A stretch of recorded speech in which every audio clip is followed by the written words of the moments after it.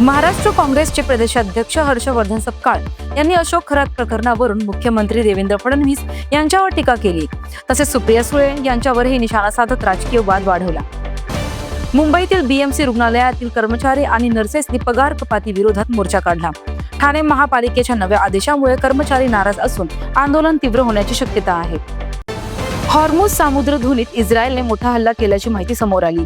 या हल्ल्यात IRGC प्रमुख अलीरेझा तंगसिरी यांचा मृत्यूची शक्यता व्यक्त होत असून तणाव वाढला आहे.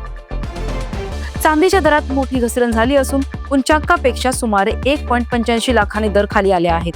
गुंतवणूकदारांसाठी खरेदीची ही योग्य वेळ ठरू शकते असे तज्ज्ञांचे मत आहे.